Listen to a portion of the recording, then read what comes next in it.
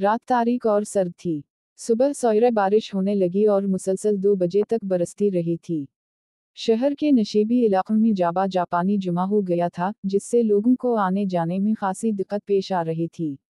चूंकि बारिश के साथ तेज हवाएं भी चली थीं, इसलिए करीब करीब आधे शहर की बिजली बंद हो गई थी। घरों में लालटेनें और मोमबत्तियां जल रही थीं, जिनकी हल्की और मध्यम रोशनी में घर वाले अपने जरूरी काम निपटा रहे थे। उसी रात एक मोहल्ले के एक छोटे से मकान के अंदर राशिद दरवाजे के पास कुर्सी पर बैठा हुआ किसी सोच में गुम था। ऊपर दीवार के साथ लटकी हुई लालटेन की रोशनी कमरे के एक छोटे से हिस्से पर पड़ रही थी। राशिद 9वीं जमात का तालिब इल्म था और अपनी मां के साथ रहता था। इसकी अम्मी मोहल्ले के लोगों को कपड़े सीकर घर के अखराजात पूरे कर लेती थी। राशिद के अब्बा जी उस वक्त फौत हो गए थे, जब राशिद की उम्र 7 साल थी और वो दूसरी जमात में पढ़ता था। रात के 9 बज गए थे। इसकी अम्मी आमतौर पर 10 बजे के बाद सो जाती थीं, मगर उस रात उनकी तबीयत कदरे ख़राब थी, इसलिए तकरीबन 8 बजे ही सो गई थीं। अगर घर में बिजली की रोशनी होती तो राशिद अपनी आदत के मुताबिक कोई ना कोई किताब पढ़ता और किताब पढ़ते पढ़ते सो जाता, लेकिन खातिर ख्वाह रोशनी न होने की वजह से कुछ भी पढ़ना इसके लिए मुश्किल था और चूंकि उसे नींद भी नहीं आ रही थी, इसलिए कुर्सी पर बैठा बैठा किताबों के बारे में या दोस्तों के मुताल्लिक सोच रहा था। सोचते सोचते उसे अचानक एक वाकया याद आ गया, जो कई साल पहले उसे इसकी अम्मी ने उसे सुनाया था। अम्मी ने बताया था कि बहुत पहले भी एक सर्द और तूफानी रात को आज ही की तरह बिजली बंद हो गई थी। घर में कोई लालटेन भी नहीं थी कि उसे जलाकर रोटी वगैरह तैयार कर लेती। अंधेरा बहुत ज्यादा था, हाथ को हाथ दिखाई ना देता था। तुम अपनी खाला के घर गए हुए थे। घर में खाने के लिए रोटी का एक सूखा टुकड़ा तक ना था। ऐसे में मुझे खाने से ज्यादा तुम्हारी फिक्र सता रही थी कि कहीं मुझे अपने पास ना पाकर तुम रोना रहे हो। एक मर्तबा मैंने घर से बाहर निकलने की कोशिश भी की कि खुद तुम्हारी खाला के यहाँ जाकर तुम्हें देखाऊं या अपने साथ ले आऊं, मगर जैसे ही पांव दरवाजे से बाहर रखा, मेरा पांव घुटने तक पानी के अंदर चला गई। इस हालत में बाहर जाना मेरे लिए मुमकिन ही ना था। मैं परेशान बैठी हुई थी कि दरवाजे पर दस्तक हुई। मैं इस तरफ गई तो आवाज आई, बहन जी, आपको कोई मुश्किल तो नहीं? कोई काम होता बताइए, मैं हाजिर हूँ। मैं सख्त परेशान थी, इसलिए उसे बता दिया कि मेरा बेटा अपनी खाला के यहाँ ना जाने किस हाल में है, इसकी बड़ी फिक्र है। उस शख्स ने मेरी बहन का पता पूछा और चला गया। मैं इसकी शक्ल ना देख सकी। लालटेन तो उसके हाथ में जरूर थी, मगर इसकी रोशनी सिर्फ जमीन पर पड़ रही थी। वो अजनबी शख्स चला गया। आधे घंटे बाद दरवाजे पर दोबारा दस्तक हुई। दरवाजे पर गई तो वही आवाज फिर से आई, बहन जी, आपका बेटा आपकी बहन के यहाँ गहरी नींद सो रहा है। आप इसकी फिक्र बिल्कुल ना करें।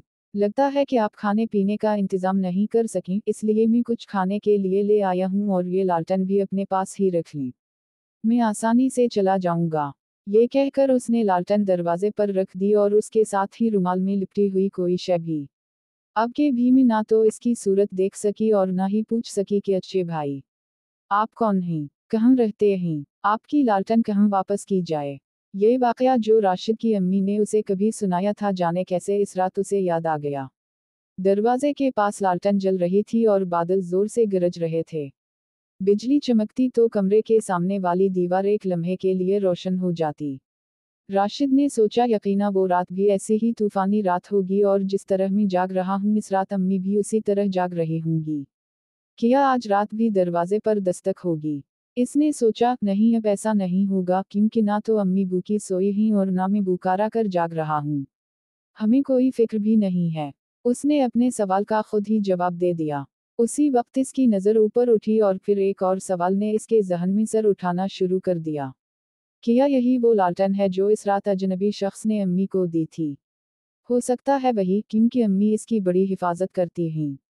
बिजली चली भी जाए तो मोमबत्ती जलाकर काम चला लेती हैं। ये लालटेन आमतौर पर नहीं जलाते, तो आज क्यों जलाई है? राशिद ने खुद से सवाल किया। मुमकिन है उसकी वजह यह हो कि ये रात भी इस रात जैसी ही तूफानी है और अम्मी को ख्याल हो कि शायद वो अजनबी अपनी लालटेन लेने के लिए आ जाए। रात आहिस्ता आहिस्ता बीत रही थी और राशिद के जहन में उठने वाले कई सवालात उसे बेचैन कर रहे थे। ऐसे में वो कुर्सी से उठकर कमरे में टहलने लगा। वो ये सोच रहा था कि कहीं ये लालटेन यूं नहीं बेकार तो नहीं जल रही।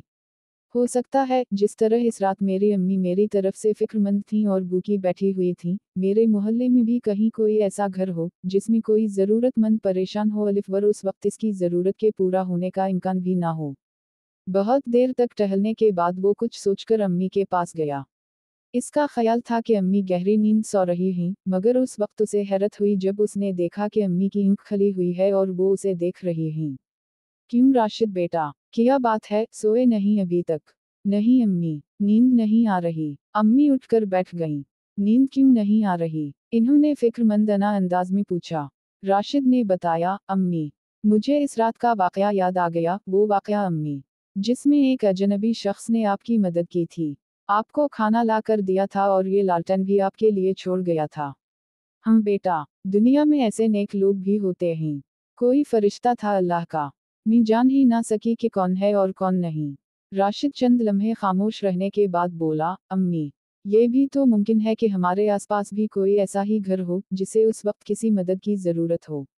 अम्मी ने राशिद को बाजू फैलाकर गोद में ले लिया। हो सकता है बेटा।